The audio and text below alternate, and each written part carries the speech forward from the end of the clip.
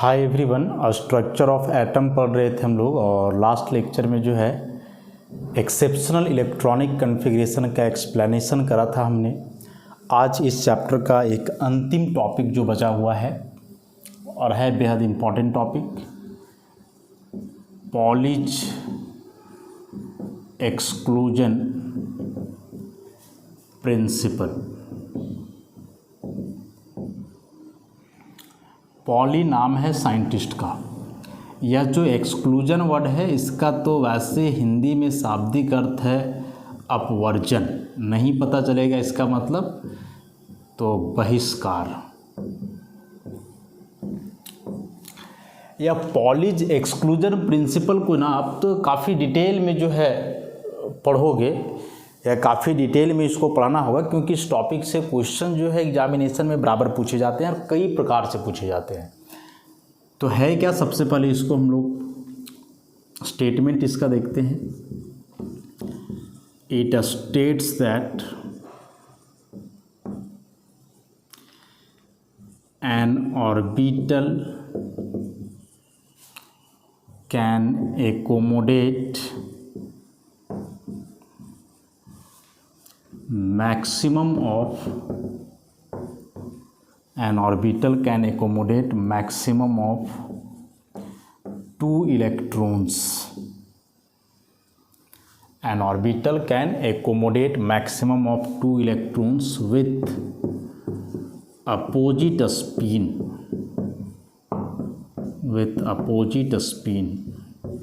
so that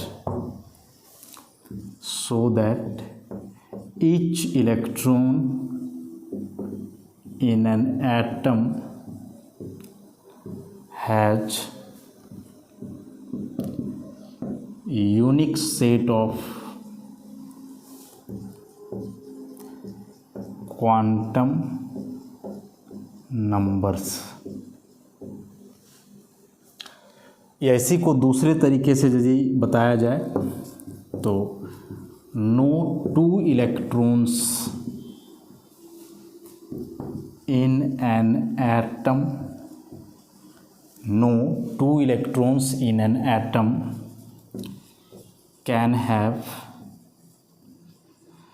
same set of all the 4 quantum numbers। Moreover, the three quantum numbers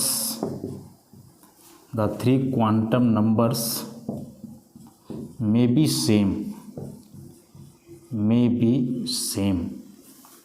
but the fourth one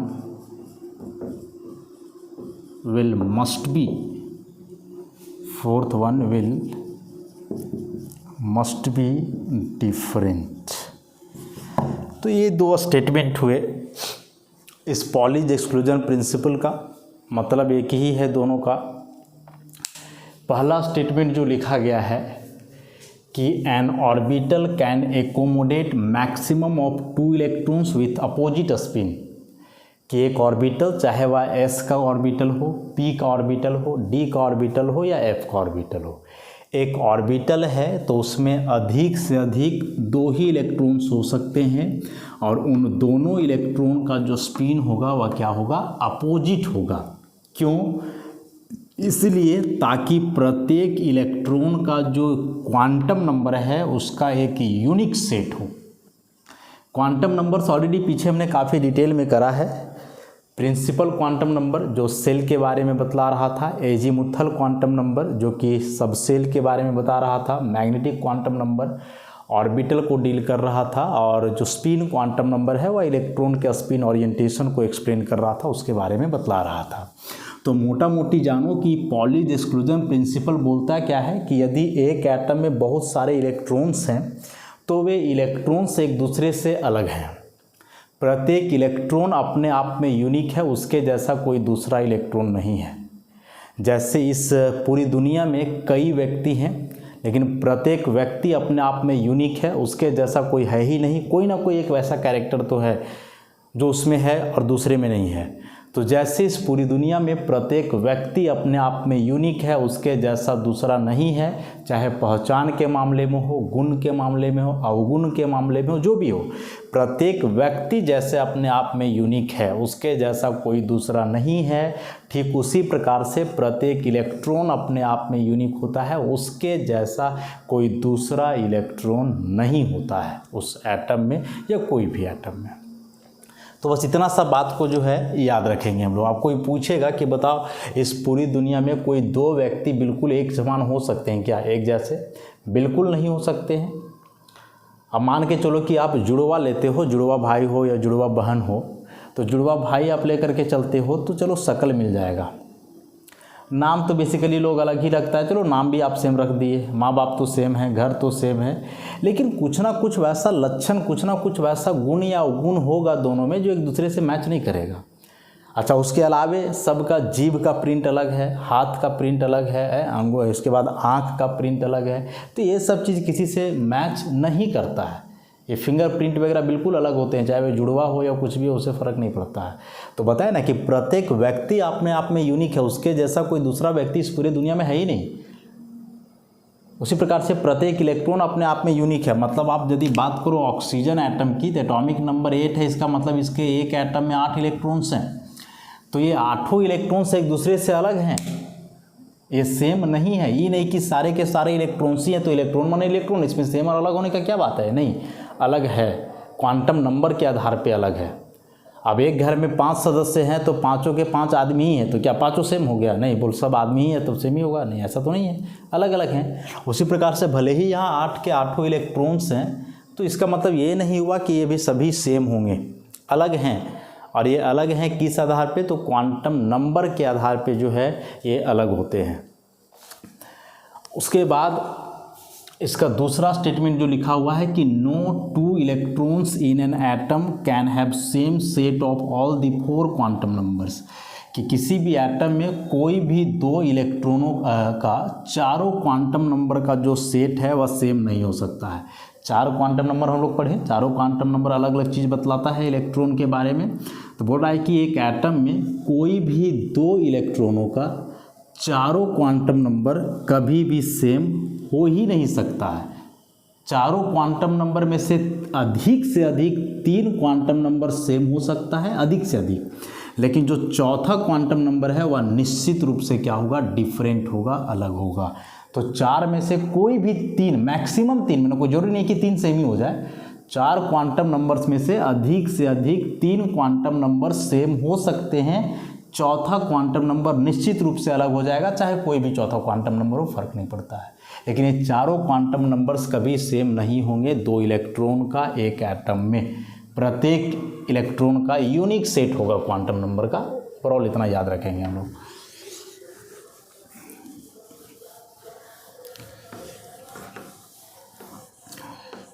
कुछ example देखें हम लोग, example से clear हो पाएगा। जैसे मान लो आप बात करते हो हीलियम की, एटॉमिक नंबर 2 है, कन्फिग्रेशन लिखोगे 1s2, 1s में 2 इलेक्ट्रॉन।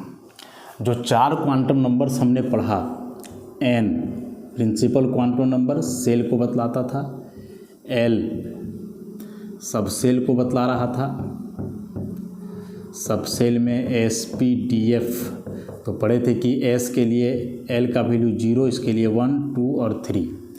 फिर m या इसी को हम लोग ml magnetic angular quantum number, तो यह बतलाता था ऑर्बिटल्स के बारे में। और ये जो ml का वैल्यू है वो हम लोग लेते थे -L2 + L, या फिर इसी को एनर्जी के आधार पे +L2 - L। और एक ms magnetic spin quantum number जो बतलाता था स्पिन ओरिएंटेशन को, कि एक ऑर्बिटल में 2 इलेक्ट्रॉन है तो जिसका एरो ऊपर है वह क्लॉकवाइज ओरिएंटेशन में होगा, और इसके लिए ms का वैल्यू +1/2 कंसिडर करते थे, और जिसका एरो नीचे है उसके लिए -1/2 लेते थे। तो ये 4 क्वांटम नंबर हमने पढ़ा। यही चारों क्वांटम नंबर कैसे फाइंड आउट होगा इलेक्ट्रॉन के लिए, बस उसको समझ लेना है। तो यहाँ ये 2 इलेक्ट्रॉन्स है, दोनों इलेक्ट्रॉन में इसको मान लिया जाए फर्स्ट इलेक्ट्रॉन, इसको मान लिया जाए सेकेंड इलेक्ट्रॉन। ऐसा कोई ज़रूरी नहीं है, ये भी फर्स्ट, ये भी सेकेंड हो सकता है। Second electron. ये 4 क्वांटम नंबर्स लिखने हैं, n, l, ml और ms। तो n तो बतला रहा है सेल के बारे में, सेल यहाँ 1 2 3 4 लिखा हुआ रहता है, तो ये 1 लिखा हुआ है मतलब सेल हो गया फर्स्ट। अब चूंकि यह इलेक्ट्रॉन भी इसी में है तो इसके लिए भी n का वैल्यू 1 होना है। l बतला रहा है सबसेल, तो देखो s है, s सबसेल के लिए l का वैल्यू होता है 0, तो l 0 यहाँ के लिए भी हो जाना है 0। उसके बाद ml, तो ml का वैल्यू -l से +l तक होता है, उसमें से हम लोग जान रहे हैं कि यदि l 0 है तो ml भी कितना होता है 0। तो देखो अभी तक के जो 3 क्वांटम नंबर्स है तीनों सेम हो गए इन दोनों इलेक्ट्रॉनों के लिए। अब चौथा जो बचा स्पिन, ये तो निश्चित रूप से अलग होना है। एरो का साइन ऊपर की ओर है क्लॉकवाइज तो 1/2, नीचे की ओर है तो -1/2। तो देखो ये वाला क्वांटम नंबर अलग हो गया। तो यही तो है पॉलीज एक्सक्लूजन प्रिंसिपल कि कभी भी 2 इलेक्ट्रॉनों का चारों क्वांटम नंबर सेम हो ही नहीं सकते हैं। अधिक से अधिक 3 ही सेम होंगे, चौथा निश्चित रूप से अलग होगा। मतलब प्रत्येक इलेक्ट्रॉन यूनिक है। अब हीलियम में 2 इलेक्ट्रॉन है तो ये दोनों एक जैसे नहीं है, दोनों अपने आप में अलग हैं, क्योंकि इसके लिए इसका पहचान अलग है, क्वांटम नंबर जो उसका पहचान है। उसी प्रकार से इस इलेक्ट्रॉन का जो क्वांटम नंबर है वह अलग है, उसके लिए अपना अलग पहचान है। तो इन दोनों इलेक्ट्रॉन का अलग अलग पहचान हुआ, मतलब कि ये अपने आप में क्या हो गए, यूनिक हो गए। ठीक, और भी एग्जांपल्स ऐसे हम लोग देखते हैं। जैसे मान लो कि सल्फर ले लिया जाए, एटॉमिक नंबर 16, पूरा कन्फिग्रेशन लिखो 1s2 2s2 2p6, p में 3 ऑर्बिटल्स, 1 2 3 4 5 6, उसके बाद 3s2 और 3p4, तो 1 2 3 और 1 4, ऐसा 16 इलेक्ट्रॉन्स हो गए पूरा। अब इलेक्ट्रॉन इसमें जैसे भरे हो हुंड्स रूल के अनुसार, उसी प्रकार से इलेक्ट्रॉन को काउंट भी करना है। कैसे काउंट करना है जरा ध्यान से देखोगे। This one is first electron, this is second, third, fourth, जैसे भरे हो। फिर हो गया इलेक्ट्रॉन नंबर 5 के बाद ये तो 6 नहीं होना चाहिए, क्योंकि हुंड्स रूल में हमने पढ़ा है कि इलेक्ट्रॉन को पहले एक करके भरा जाता है, जैसा कि अभी भरे थे हम। तो यदि 4 इलेक्ट्रॉन्स यहाँ तक हो रहे हैं तो this one is electron number 5 6 7 8 9 10 11 12, उसी प्रकार से 13 14 15 16। मतलब जैसे आप इलेक्ट्रॉन को एक करके भरे हो ना, उसी प्रकार से आप इलेक्ट्रॉन को काउंट करोगे। ये नहीं मतलब ऐसे नहीं काउंट करना है कि 1 2 3 4 तो 5 6 7 8 9 10 नहीं, जैसे भरे हो वैसे ही काउंट भी करना है। तो मान लो इसमें से हम लोग को निकालना है किसी भी इलेक्ट्रॉन का, सपोज एक हम लोग ले लें 4 हो ही रहा था, यहाँ से 5 6 7, मान लो कि एक निकालना है इलेक्ट्रॉन नंबर 7 का, 7th का एक निकाल दिए। उसके बाद फिर एक निकालना है लास्ट इलेक्ट्रॉन का, 16th इलेक्ट्रॉन का। तो 16 कौन हो रहा था, दिस वन ना, 12 तो यहाँ तक तो हो ही गया था, तो 13 14 15 16 ऐसे तो नहीं काउंट करेंगे, बल्कि यहाँ से 13 14 15, this one is last electron, 16th electron. और इन दोनों इलेक्ट्रॉनों के लिए क्वांटम नंबर्स निकालने हैं। तो क्वांटम नंबर 4 बगल में लिखे हुए हैं, क्या क्या हैं वे क्या बतलाते हैं, तो उसी के बारे में हम लोग देख लेते हैं। तो सबसे पहला N, L, Ml, उसके बाद Ms। इसके लिए भी N, L, Ml, Ms। N बतलाता है सेल को, तो देखोगे ये जो पूरे ऑर्बिटल्स हैं किस सेल के लिए है, सेकेंड सेल के लिए, तो N = 2। L बतलाता है सब सेल को, तो यहाँ P लिखा हुआ है, P सब सेल के लिए L का वैल्यू 1, देखो वहाँ। और जब L का वैल्यू 1 है तो Ml का वैल्यू आप -L2 + L ले लो या फिर +L2 -L ले लो। तो यदि +L2 -L लेते हो तो L = 1 है तो Ml हो जाएगा +1 0 -1। और चूंकि अब इस इलेक्ट्रॉन के लिए आप निकाल रहे हो ना, तो इस इलेक्ट्रॉन के मतलब जो ऑर्बिटल में है उस ऑर्बिटल के देखो Ml का वैल्यू कितना लिखा हुआ है, -1। मतलब क्या करोगे कि Ml के जितने भी पॉसिबल वैल्यूज हैं उस L के लिए, सबसे पहले उन सारे वैल्यूज को आप ऑर्बिटल के नीचे लिख लोगे, फिर जिस इलेक्ट्रॉन के लिए आप निकाल रहे हो देखो उस इलेक्ट्रॉन का ऑर्बिटल के नीचे जो है क्या है लिखा हुआ, तो वही उसके लिए वैल्यू जाएगा -1। और इसके लिए निकाल रहे हो एरो का साइन ऊपर है तो ऊपर मतलब कि +1/2। वैसे इसके लिए करो n थर्ड सेल है तो 3, l p सब सेल है तो 1। अब l 1 है तो ml के लिए ऐसे ही 3 वैल्यूज लिखा जाए +1 0 -1। तो इस बार ये इलेक्ट्रॉन इस ऑर्बिटल में है और इसके सामने +1 है तो ml आप लोगे +1, एरो का साइन नीचे की ओर है तो ये हो जाएगा -1/2। अब जरा देखो तो यहाँ देखोगे तो यहाँ 3 क्वांटम नंबर तो अलग ही हो गए, बस एक ही सेम हुआ। तो बताए ना कि हो सकता है कभी कदार कि चारों डिफरेंट हो जाए, 4 में से 1 सेम हो जाए, 2 सेम हो जाए, 3 सेम हो जाए, लेकिन 4 में चारों सेम नहीं होगा, कभी नहीं होगा, एक ना एक अलग हो ही जाएगा। हाँ, मैच नहीं भी कर सकता है, जैसे बोले ना कि चारों इसका अलग हो सकता है उसका अलग हो सकता है, लेकिन चारों सेम हो जाए ऐसा ज़रूरी नहीं है। तो यहाँ भी सल्फ़र के जो 2 इलेक्ट्रॉन्स हुए 7th और 16th, ये दोनों इलेक्ट्रॉन अलग हुए क्योंकि दोनों का क्वांटम नंबर जो है अलग आया। इसमें एक सेम हुआ लेकिन 3 अलग, मतलब ओवरऑल हम लोग को सेट देखना है, पूरे चारों क्वांटम नंबर्स का सेट, वह तो अलग ही आया। उसी प्रकार से एक एग्जाम्पल्स लोग और इसमें देख लेते हैं। मान लो आप निकालते हो cobalt 27 1s2 2s2 2p6, p में 3 ऑर्बिटल, इलेक्ट्रॉन 6, 1 2 3 4 5 6। उसके बाद 3s2, फिर 3p6, 1 2 3 4 5 6। उसके बाद 4s2 होता है और होता है 3d7। तो d में 5 ऑर्बिटल्स होते हैं ना, 1 2 3 4 5, 7 इलेक्ट्रॉन है, 1 2 3 4 5 6 और 1 7, ऐसा। अब इसी में मान लो कि एग्जाम में दे दे कि find out the quantum numbers of, ऐसे करके 8th, उसके बाद दे दे 18th and the 26th electron, ऐसा क्वेश्चन कि कोबाल्ट के लिए 8th इलेक्ट्रॉन, 18th इलेक्ट्रॉन और 26th इलेक्ट्रॉन के लिए आप क्वांटम नंबर्स फाइंड आउट करो। तो सबसे पहले इन इलेक्ट्रॉनों को रिकॉग्नाइज करना होगा ना इस कन्फिग्रेशन से।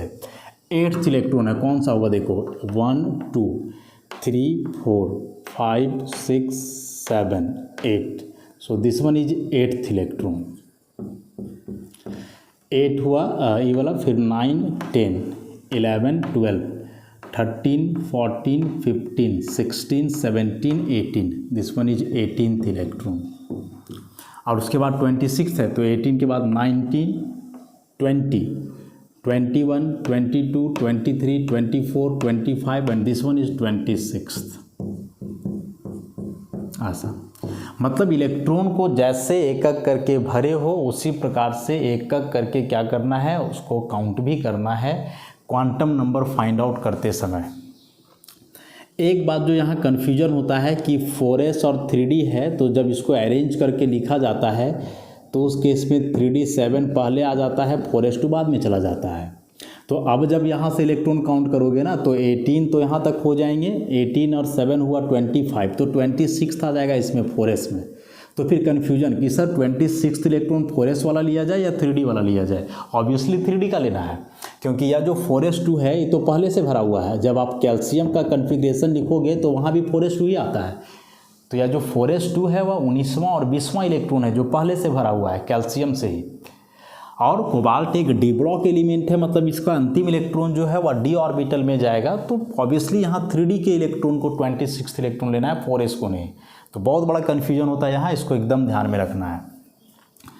अब फाइंड करो quantum number n l ml और ms।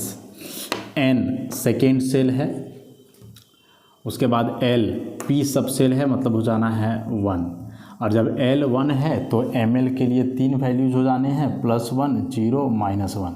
तो इस ऑर्बिटल के लिए आप निकाल रहे हो ना, तो +1 एरो का साइन नीचे है मतलब ms -1/2।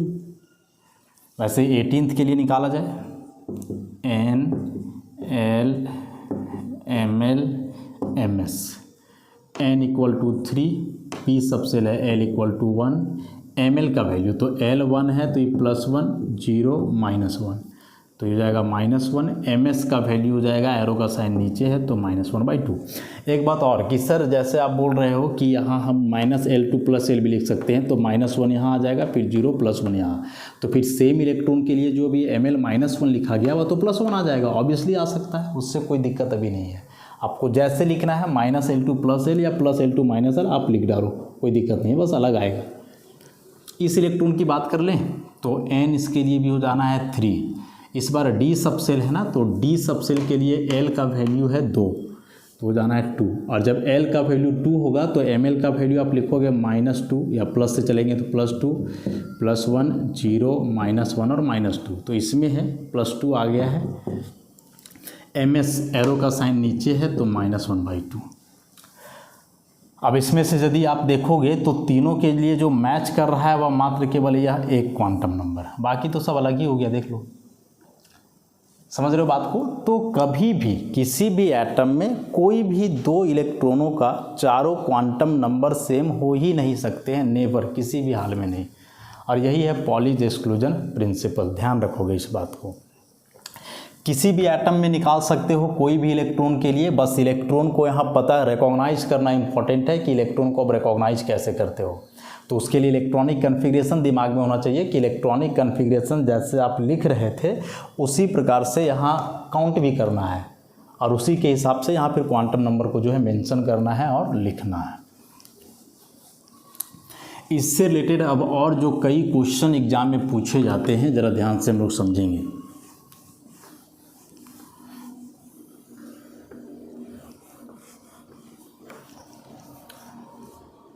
क्वेश्चन कुछ ऐसा कि how many minimum and maximum electrons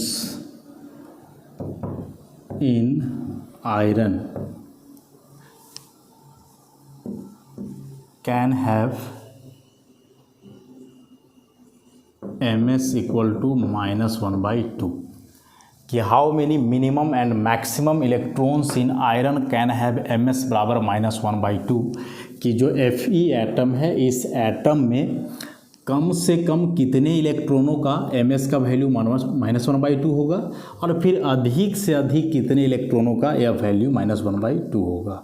same भी हो सकता है दोनों, मिनिमम और मिनिमम में भी, मिनिमम और जो मैक्सिमम वैल्यू है, या फिर अलग भी हो सकते हैं। तो सबसे पहले Ms का वैल्यू -1/2 बोला जा रहा है, इसका मतलब कि यह इलेक्ट्रॉन ऐसे एंटी क्लॉकवाइज वाला होना है। तो उसके लिए आप आयरन का कन्फिग्रेशन लिख लो जल्दी से। 26 1s2 2s2 2p6 1 2 3 4 5 6 3s2 3p6 1 2 3 4 5 6, उसके बाद 4s2 और फिर 3d6, 5 ऑर्बिटल्स होंगे, 6 इलेक्ट्रॉन, 1 2 3 4 5 और 1 6, ऐसा। अब यहाँ से काउंट कर लो। Ms -1/2 पूछा है, मतलब वैसे इलेक्ट्रॉन को देखना है जिसका एरो नीचे है, एंटी क्लॉकवाइज है। तो उस हिसाब से आप देखोगे तो एक इलेक्ट्रॉन यहाँ हुआ, एक यहाँ, 2 3 4 5 6 7 8 9 10 और 1 11 इलेक्ट्रॉन। अब लग रहा होगा कि यही 11 इलेक्ट्रॉन तो होंगे ही, तो इसमें मिनिमम और मैक्सिमम की बात क्या करना था, यही 11 इलेक्ट्रॉन होंगे, चाहे मिनिमम हो या मैक्सिमम हो। लेकिन लेकिन क्या है कि जैसे मान लो कि आप इस 3D में इलेक्ट्रॉन को भरोगे, 6 इलेक्ट्रॉन को 5 ऑर्बिटल में, तो हुन्स रूल क्या बोलता है कि जब ऐसे डिजेनरेट ऑर्बिटल्स हों तो इन ऑर्बिटल में जब आप इलेक्ट्रॉनों को भरोगे तो पहले एक एक करके भरना है पैरेलल स्पिन। ऐसा उन्होंने बिल्कुल नहीं कहा है कि शुरू में इलेक्ट्रॉन जब आप भरोगे तो क्लॉकवाइज ही होना चाहिए, they may be anticlockwise also, बस स्पिन सेम होना चाहिए। तो यहाँ जो भी इलेक्ट्रॉन को हम लोग सबको शुरू में क्लॉकवाइज भरते गए थे ऊपर की ओर, ये इलेक्ट्रॉन ऐसे भी हो सकते हैं, ऐसे भी हो सकते हैं, ऐसे करके सबका नीचे हो सकता है, ऐसे भी इलेक्ट्रॉन भरे जा सकते हैं। तो यदि ऐसे आप 6 इलेक्ट्रॉनों को भरोगे तो 1 2 3 4 5 छठा इलेक्ट्रॉन ऐसा हो जाना है। और अब यदि आप देखोगे एंटी क्लॉकवाइज इलेक्ट्रॉन तो फिर 1 2 3 4 5 6 7 8 9 10, यहाँ से देखो 11 12 13 14 15, so now 15 electrons have ms equal to -1/2। तो दो पॉसिबिलिटी हुए, एक जब हम लोग भरे लास्ट में 3D6 में पहले क्लॉकवाइज से, तो उस केस में 11 इलेक्ट्रॉन के लिए ms का वैल्यू -1/2 हो रहा था, लेकिन जब इलेक्ट्रॉनों को इस प्रकार से भरा गया, शुरुआत किया गया एंटी क्लॉकवाइज से, तो 15 आए। दोनों सही है, हुन्स रूल दोनों के अनुसार, मतलब हुन्स रूल के अनुसार दोनों सही है। इलेक्ट्रॉन को आप पहले सबको क्लॉकवाइज भरो या एंटी क्लॉकवाइज, फ़र्क नहीं पड़ता है, सेम स्पिन के होने चाहिए। इस सब में कोई फ़र्क नहीं पड़ेगा क्योंकि इस सब में 3 क्लॉकवाइज है 3 एंटी क्लॉकवाइज है, तो पहले एंटी क्लॉकवाइज भरो बाद में क्लॉकवाइज भरो, सेम ही आने वाले हैं। बस लास्ट यदि सबसेल ऐसे इनकम्प्लीट है, सबसेल फुलफिल्ड नहीं है, तो उस केस में आप इलेक्ट्रॉन को ऐसे दो पॉसिबिलिटी में भर सकते हो। तो ऐसा करने से इलेक्ट्रॉन का संख्या अलग हो जाएगा एक पर्टिकुलर स्पिन क्वांटम नंबर के लिए। तो यह जो 11 है, this one is minimum value, मतलब मिनिमम जो इलेक्ट्रॉन हुए आयरन में जिसके लिए ms का वैल्यू -1/2 हो सकता है, वे 11, और जो 15 है this one is maximum value. तो मैक्सिमम इलेक्ट्रॉन हुए 15 जिसके लिए ms का वैल्यू हो जाएगा कितना, -1/2 आयरन में। तो ये आयरन में बताया, ऐसे कोई भी एटम में हो सकता है। तो यहाँ सारा कहानी इसमें छुपा हुआ था। इलेक्ट्रॉन जो यहाँ भरते हैं, सो हम लोग को लगता है कि ऐसा ही भरना है, जरूरी नहीं है, हम लोग नीचे से भी भर सकते हैं, बस स्पिन सेम होना चाहिए। ठीक, तो ध्यान रखोगे ऐसे क्वेश्चन को एग्जाम में यदि आता है तो केयरफुली बनाना है। नेक्स्ट, इससे रिलेटेड एक और भी क्वेश्चन एग्जाम में है।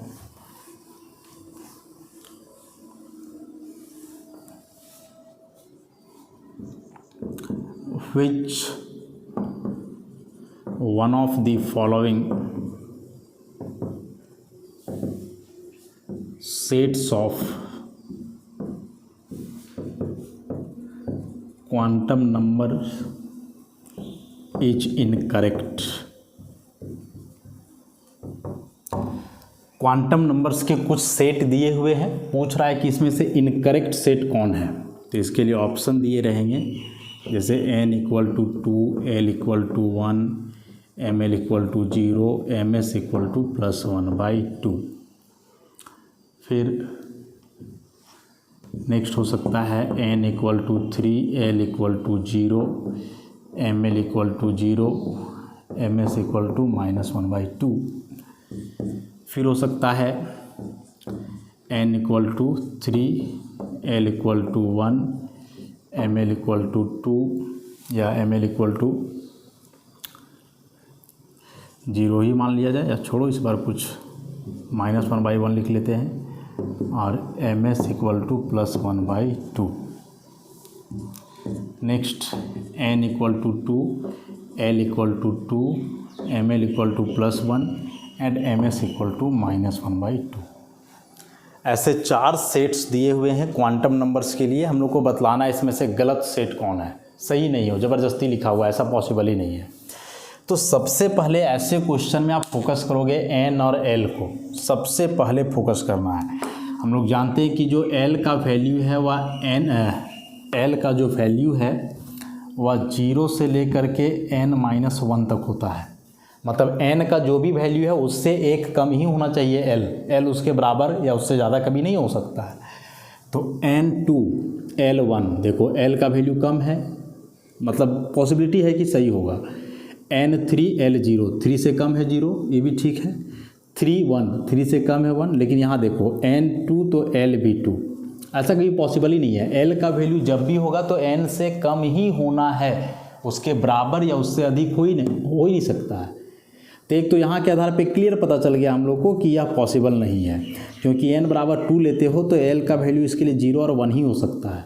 मतलब सेकेंड सेल में d सब सेल 2d कभी होता ही नहीं है ऐसा। तो एक तो डायरेक्ट पता कर लिए। अब मान लो कि यदि यहाँ l का वैल्यू होता 0, तब कैसे पता करते? तब तो फिर ये भी सही हो जाता है, n बराबर 2 l बराबर 0, 2 से कम है तो हो ही सकता है। तो जब यहाँ तक सही है तो अब ml में जाओ आप, तो जो ml का वैल्यू है वो बताया गया है -L2 + L। तो यदि L 1 है तो ml -1 से +1 मतलब 0 आ ही सकता है, L 0 है ml 0 आ सकता है, L 1 है ml -1 आ सकता है। लेकिन यहाँ यदि L 0 है तो फिर ml +1 कहाँ से? L 0 है तो ml 0 ही आ सकता है, ये आ ही नहीं सकता है। तो फिर उस हिसाब से भी यही गलत हो जाना है। तो इसमें कोई त्रुटि नहीं रहेगा, ms का +1/2 या -1/2 दोनों में से कोई एक ही दिया हुआ रहेगा।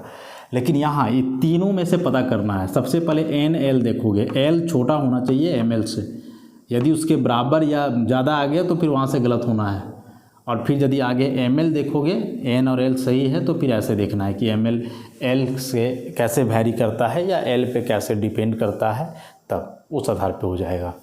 तो ऐसे क्वेश्चन जो है क्वांटम नंबर से, मतलब कि पॉलीज एक्सक्लूजन प्रिंसिपल से रिलेटेड पूछा जा सकता है, एग्जाम में पूछता ही है। बेहद इंपॉर्टेंट टॉपिक है, तो आप इसको अच्छे से जो है समझोगे, नोट्स में मेंशन है, ध्यान से इसको पढ़ोगे। तो आज के लिए इतना ही, बाकी फिर हम लोग नेक्स्ट लेक्चर में करते हैं। धन्यवाद।